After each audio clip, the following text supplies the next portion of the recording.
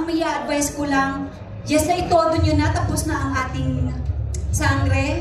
Ito na, ipapalabas na natin ito. Ang ma-advise ko lang sa inyo, galingan nyo pa.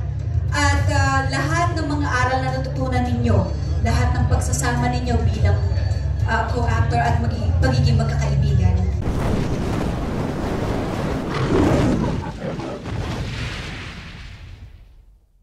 Sa Encantado Chronicles Sangre at isang malaking karangalan na mapabilang at mapasama ako sa napakalapit proyektong ito. Lubos nagpapasalamat sa GMA dahil sa paglublok nila sa akin dito at sa aking mga co-sangres na kung hindi dahil din sa kanila hindi ko magagampanan ng maayos yung aking gampanin. And naniniwala ako na mas pagbubutihan ko, magsasaliksik, magiging handa para sa mga susunod pang pagkakataon. Maraming salamat. Thank you, Carmen. Para naman sa akin, ang Encantada Chronicles Sangre ay napakalaking biyaya na ipinagkaloob sa akin ng Panginoong Diyos. This is a full circle moment for me bilang isang bata na nanonood lamang ng Encantada noon. And now, to be able to portray the character of Sangre Flamara na punong-puno ng alab ng puso niya, di ba? Ang init, the fearlessness na even ako sometimes as Faith Da Silva, I cannot bring it out, pero dahil suot ko na ang costume ni Flamara, lumalabas lahat ng greatness in me na hindi ko din alam. Yun pala ang magic ng pagiging isang sangre. Kung kaya maraming salamat po for GMA Network sa pag-consider sa akin dito bilang Sangre Flamara. And katulad ng sinabi ni Dea, yung growth ko, hindi lang siya as an artist. I've proven myself over and over again because of this journey na lahat ng bagay ay posible. Kaya huwag tayong matakot na mangarap, huwag tayong matakot na tumalon. Dahil yung init na nararamdaman natin, kailangan natin siyang ilabas. Maraming salamat po. Thank you, Faye. Ms. Daka. I guess I will not only speak for myself. I can speak for all of us here. At lalo na po para sa aming apat na mga sangre. Ito pong proyekto na ito, ang Encantada Chronicles Sangre, has brought us to new heights of our lives. Literal, dinala po kami nito sa ibang mundo na hindi po namin kilala at hindi po kami sanay na karoroonan namin. Pero binigay po sa amin itong proyektong ito. At pinaghirapan po namin ang ilang taon, pinaghandaan, at tinapos po namin ito ng buong puso at buong isip. At handa na po kami ipakita sa inyong lahat ito. At para sa akin, to become Sangretera, para po mabigyan ng tiwala ng maging bagong tagapangalaga ng brilyante ng lupa, wala pong ibang laman ng puso ko, kundi punong-puno po ito ng pagpapasalamat. Ito po, this is a dream that I never dreamt of, but it came true. To be honest, I never thought that I would be part of the world of Encantada because I was already part of Mulawin versus Rivera. At kaya nung inanunsyo po sa akin ito, I am thankful and I am grateful for the trust. And I am excited for the doors that will open, not just for myself, but for everyone in front of the camera and off of the camera, na mabubuksan po nitong Encantada para sa aming lahat. Avisala Eshma. Thank you so much, Dea. Thank you so much for our newest Sangres, everyone. A round of applause, please. But for now, we'll go back to the questions later. May papasilip tayo mula sa mundo ng Encantadia. Sino dito ang nakamiss sa kaharian ng Lireo, Sapiro, Atoria at Adamia? Mag-ingay. Sino dito nakamiss? Hindi na nakamiss. Mag-ingay kayo. Sino dito nakamiss? Villain this time. How fun was it? And for you, justifiable naman ba yung actions ni Metena? I had the best time being a villain. I really do believe that the bad guys have more fun. But also, it was such a challenge because I believe that all people are intrinsically good and that no one is born to do bad things. It comes from a place of pain, of trauma, and for me to understand my character was my biggest challenge. Justifiable ba yung ginawa ni Mitena? I don't think that our situations will ever justify our actions. It's always still a choice of what you choose to do and how you react to what happens to you. You can't say that I did this because this happened to me. So yeah, it's still a personal choice. Thank you, Ms. Rian. Thank you. Up next, these questions are for the 2016 Sangres. First question. May different feeling o experience ba ang pagiging Sangre for the first time noon versus now na nagbabalik kayo? Abisala from the 2016 Sangres. Magaling gabi, Abisala. May crossover. Okay, to answer your question, from 2016 and now 2025, fast forward 9 years later, I can say that there were changes and meron din namang nanatili, di ba? First, as you can see, our costumes are different. Age-wise, I was 17 when we shot Encantadia last 2016. Now I'm 26, I'm turning 27 this year. And nag-iba na rin yung buhay namin lahat. Pero ang nanatili is the bond, the sisterhood, and the relationship that we all four have. And that is very priceless and that is irreplaceable. No one can ever replace that kind of bond. Sabi ko nga, we have such a low-maintenance friendship, kaming apat, with Kylie. Kahit na matagal kaming ginagkikita, kung magkita kami, parang walang nagbago. And that's something that you cannot just get in this industry. And that's what Encantadia brought to us. Happy Salash. Thank you, Ms. Bianca.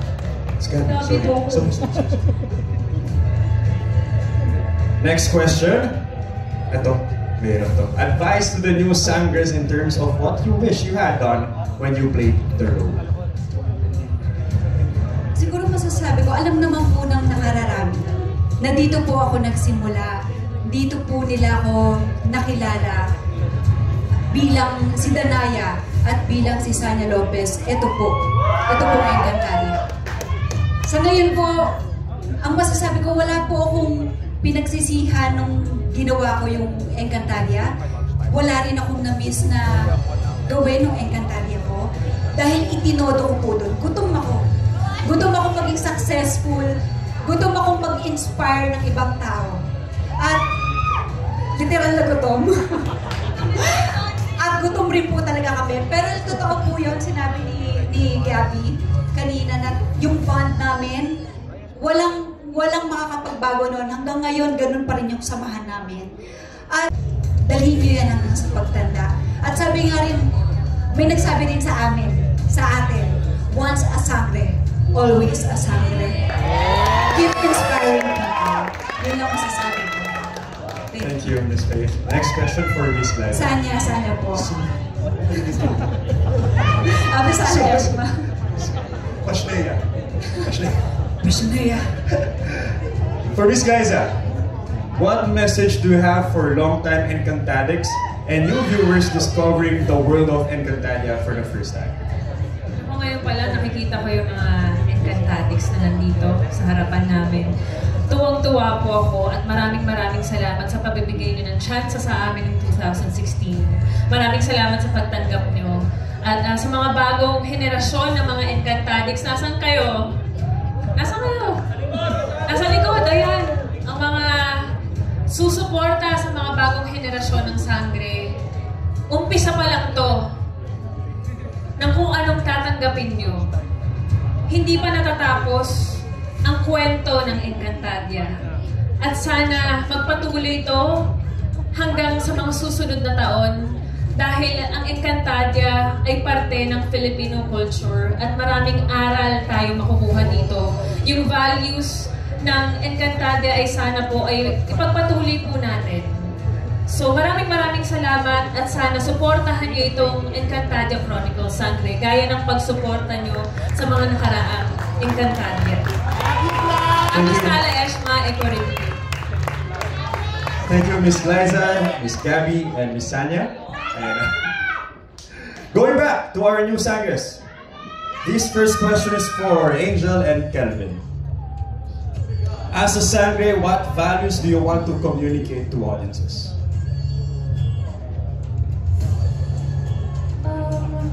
Sa akin siguro, that strength doesn't always roar. Sometimes it's quiet, or sometimes it doubts, or sometimes it forgives. It's choosing to stand in the storm without losing yourself. And nakikita ko talaga si Dea na gano'n, yung strength niya nasa loob. Ayun, yun yung gusto kong iwan na values sa mga manonood.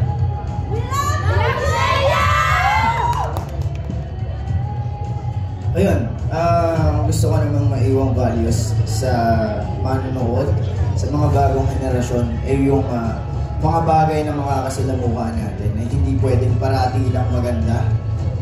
Kailangan na-expect din natin yung negative na may encounter natin dahil yun yung magdadala sa atin sa kabutihan. Sa pagkatuto natin, sa mga kasalanan, sa mga pagkakamali natin, doon tayo natututong lumaban ng patas. Na maging matapang, maging better na person. Yun lang po. Thank you. This next question is for Miss Bianca and Miss Faith. The question is, kumusta ang trainings at kailan nyo nararamdaman na kayo na ang bagong headliners ng Encantadia? Sa totoo lang po, napakalaking obligasyon bilang maging isang Sangre. At sa totoo lang, yung nakatulong talaga sa akin para hindi ramdamin ng todo-todo yung pressure ay ang mga basbas ng ating mga OG Sangre. Si Ate Liza talaga yung kinausap ko.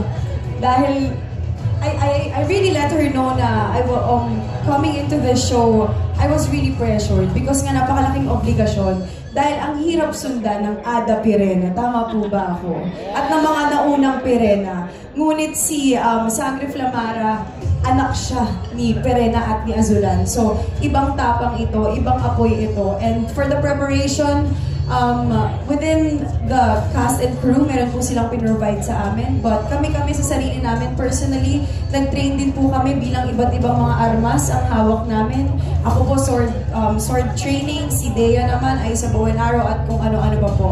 At sa totoo lang, naging mas madali or bearable itong work na to dahil sa apat na mga Sangre. Dahil po sa mga kasama ko dito. There's no competition sa aming apat po at kaming lahat ay naniniwala kami na magsashine kami sa kanya-kanya po naming element. Yun lang, maraming salamat po. Thank you.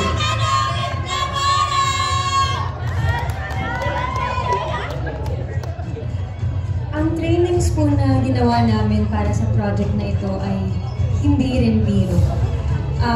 We cannot emphasize more that it was 2 years of our lives creating this show. And time before that even, to start training when the project was announced to us. To train for this means sacrificing not just everything around us, but ourselves. We sacrificed the things that we wanted to do. We sacrificed the time with our loved ones. We sacrificed dreams that we put on hold dahil gusto namin ibigay lahat ng atensyon, ng oras at pagod namin sa proyekto na ito. Because ayaw po namin mapahiya sa Encantadix na nag-aabang sa isang napakalaking mundo ng Encantadia. Tuwing kailan po namin nararamdaman na kami po ang mga bagong tagapangalaga ng Brillante? Para sa akin, sa tuwing magkakasama kaming apat.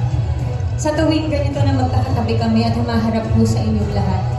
Ito po yung pinaka-powerful na pakiramdam na meron kami. Meron man kaming mga tag-iisang brilyante at elemento, pero pinakamalakas kami kapag kompleto at buo kami. Thank you, Miss Bianca. Next questions. Next questions are for Miss Mikey Quintos and Miss Cheska Lee. First question for Mikey. Anong feeling na after 8 years ay nakabalik kayo sa mundo ng Encantadia? Siyempre sobrang saya. Nakakapagbagong selfies ako. Dati, wala pang 0.5 sa camera. Ngayon, meron na. So, ang lawak na nung nasasagap ng cellphone ko, di ba? So, yun yung na-miss ko. Pero, bukod doon, bago yung costume. So, excited ako doon. Sana abangan ng mga Encantadix natin ng mga bagong pakulo ni Lina. Magpapatawa pa rin siya. Yun, di yun bago. And excited po ako na makita niyo yung storya ng apat na to. Nakita ko sa set. Paano sila magtrabaho. Grabe nga. Alam ba, eto, share ko lang. After mag-take, bubulungan pa yung mga yan. Oh, talagang binabantayan nila yung trabaho ng isa't isa. At feeling ko yun din yung magic ng Encantadia. Na going into a fantasy world together, parang makes us all feel like we're part of something bigger than all of us. And yun yung, I'm sure, nafe-feel nyo every time naka-costume kayo. So, sana po supportahan niyo ang Sangre. Thank you. Thank you, Mikey. Next question is for Miss Cheska. Without spoiling anything, ano yung pinakamatinding eksena o memorable na nagawa mo para sa serie nito? May disclaimer without spoiling. Paano ko ikukwento? I think for me, ang dami kasing meaningful na eksena dito. Sorry, asenti ako kasi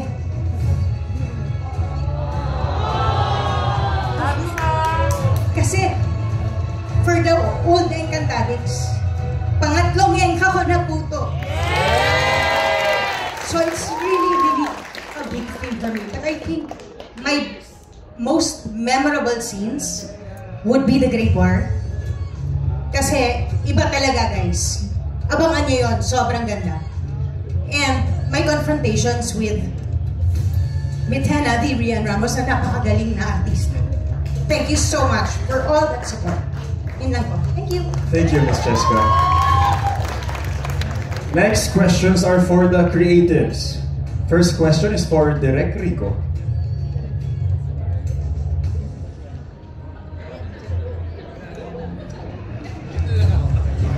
Direk, here's your question po. Ano yung mga new innovations sa post-production and visual effects ng Encantadia Chronicles? Kasi parang nagkaroon kami ng daily,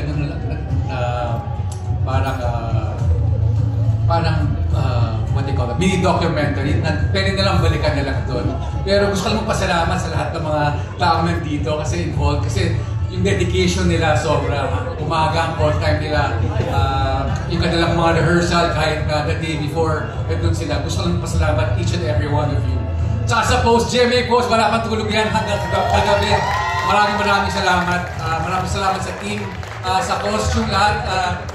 Yun lang. Gusto ko lang pasalamat sa lahat. Sobrang galing ng team na to. Thank you. Thank you, Direk Rico. Next question is for Direk Enzo.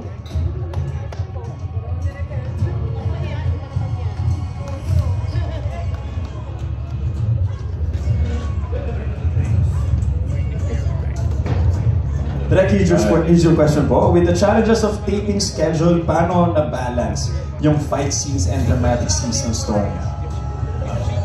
Well, actually, yung challenges namin mostly for me, yung malalayang locations that we have to shoot. Pero regarding balancing the drama and the action scenes, I'm lucky enough na binigyan kami ni Jemmy ng time to execute the battle scenes. Yun yung pinakamahirap namin ginagawa. So, binigyan kami ng time to do it. So, we were able to execute it na happy kami, I believe. And yun, kailangan, like Ma'am Cheska said, abangan niyo Great War. So, it'll be entertaining. Thank you. Thank you, Direk Enzo. Next question is for Miss Suzette and Miss Onay Salas.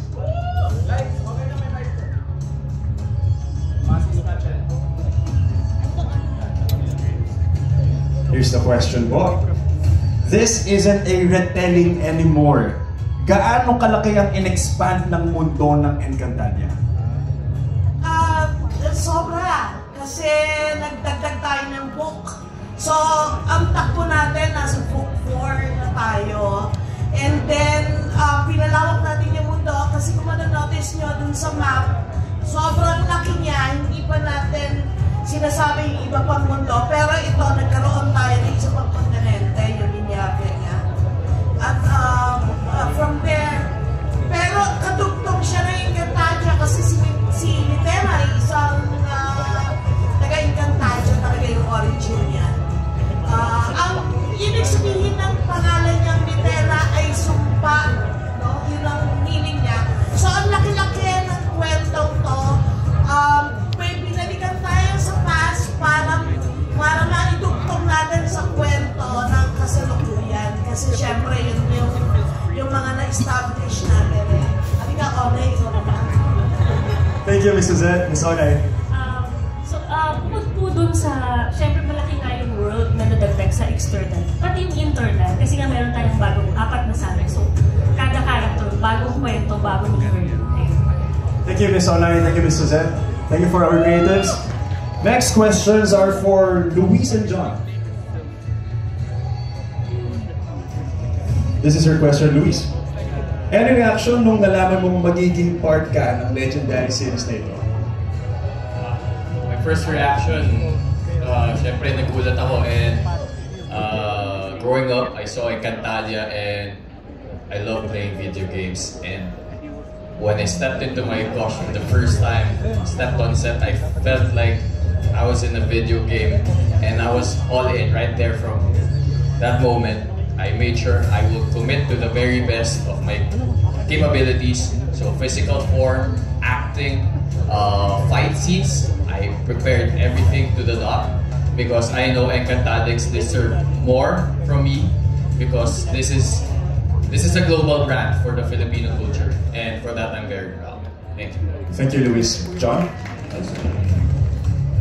Same question. Any reaction nung nalaman mong magiging part ka ng legendary series na ito?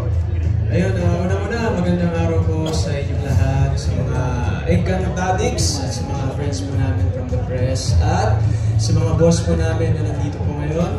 First reaction, syempre, gaya ng mga sinabi ng mga kasama ko dito, sino pa naman ang hindi matutuwa at magiging thankful and grateful na mapasama sa napakagandang programa na ito.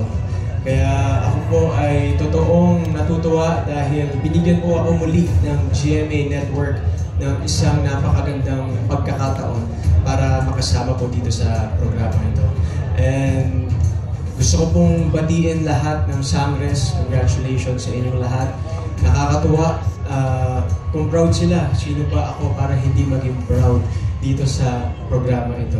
Congratulations sa mga, syempre, sa mga crew, sa mga staff na nagpagod, sa mga directors namin. Maraming salamat sa inyo, sa creatives. Thank you very much. Pasensya na kayo, nagiging emotional ako. Biro lang po. Ayun, salamat po ng maraming sa lahat. May enjoy niyo po itong programa ito. Thank you, John. Next questions are for Gab and Kiel Gueco and Vince Maristella. Gab and Kiel, saan kayo pinaka nag-e-enjoy at pinaka nahihirapan sa pagganap sa isang fantaserye? Thank you po. Una sa lahat, maraming salamat po sa lahat ng nandito ngayon. Salamat sa pagbigay ng oras sa amin. Pinaka nag-enjoy. Actually, every time we go to taping, we really enjoy. Kasi lagi namin pinapasaya yung mga bagay-bagay kahit na pagod na kami, ubos na yung energy namin. From the prod, directors, to our co-artists. Talagang masaya kami lagi. And I just wanna thank Sir Gabby Eigenman lang kasi on and off the set po talagang nagpapatawa siya kahit napagod na rin siya, kahit ubos na yung energy niya. And sa simpleng bagay na yun, nakaka-uplift siya ng mood. Parang eventually lahat na rin kami na nagiging masaya, natatawa. So moments like that talagang ina-enjoy namin. Yung nakaka-challenge naman or yung mahirap, siguro yung first taping days namin, yung wika ng Encantadia, yung Enchan words, dun talaga kami pinaka-nahirapan ni Gab. Kasi hindi siya bago siya sa amin. And dito sa mundo ng Encantadia, bawal mong gamitin yung Gen Z words eh. So dun po kami sanay. So one time, may scene kami, nag-cut si Derek kasi napasabi ako ng, ay sorry. So we had to retake the scene from the top. Sabi kasi ni Derek mas magandang pulido. So yun yung pinaka naging challenge for us. But then eventually, we got the hang of it. So naging okay na. Yes, hello po. Una, gusto ko lang din ibigay yung praise and glory kay Lord kasi wala ako dito ngayon kung hindi dahil sa Kanya. So thank God talaga na pabilang ako sa isang napakalaking programa ng GMA. Dagdag ko lang, yes, dun sa nahirapan yung sa wika kasi mahirap kumadlib eh. di ba kami dito yung loko-loko, mga nagpapatawa, pero pag adlib ako, parang iisipin ko, pwede ba yun? Bawal ba to? So, sa masaya naman sa na-enjoy namin, pagka magkaka-eksena kaming lahat. Kasi, dun ko na-feel na parang yung genuine connection, kahit mahirap o mabigat yung scene, hindi pa rin mahirap gawin. Nagagawa pa rin namin ng tama at maganda dahil magkakasama kami. So, naghuhugutan kami ng lakas sa isa't isa. So, yun yung pinaka-enjoy ko dito. Abisala Yashma. Thank you. Vince? Hello po. Una-una po gusto ko magpasalamat na naging parte po ako sa kwentong ito. Sobrang blessed po para sa amin na makasama po yung mga artista na may experience na sobrang dami ko pong natutunan. For me, sobrang ganda lang din po ng bond namin sa isa't isa. At para sa akin siguro po yung na-stretch po talaga ako sa pagdating sa drama. Yun po talaga yung masasabi ko. Grabe po yung growth ko at sobrang proud din po talaga ako sa sarili ko at napakita ko dito sa proyekto dito. Thank you, Vince. Next questions are for Miss Madeline Reynes and Mr. Boboy Garovilla. Your question. Ano po ang papel ng mga karakter ninyo sa buhay ni Tera? Ang pwede niyong ma-share sa mga puso natin ngayong hapon? Tumayo talaga. Parang kailangan kami tumayo eh. Anyway, ang papel namin ako yung lolo ni Tera. Si Mona naman ang nanay ni Tera. Ang panggap na nanay. No? Kasi, adopted, di ba? Yes, opo. Kami ang tagapangalaga naman ni Tera sa lupa. Habang, na-excite, hindi ka pala yung sabihin yun. Pero habang nasa lupa si Tera, kami nag-aalaga sa kanya. At lahat ng matutunan niya sa lupa na kabalitan, lahat ng pag-uugali, dadalhin niya kahit saan siya. Kasi yun ang aming papel talaga. Kasi yung lahat ng kabaitan at kasamaan sa mundo nanggagaling sa lupa muna, kahit na ilaban mo sa ibang Encantadia, pareho pa rin yung pinaglalaban mo. So yun ang asang naipasa namin kay Tera.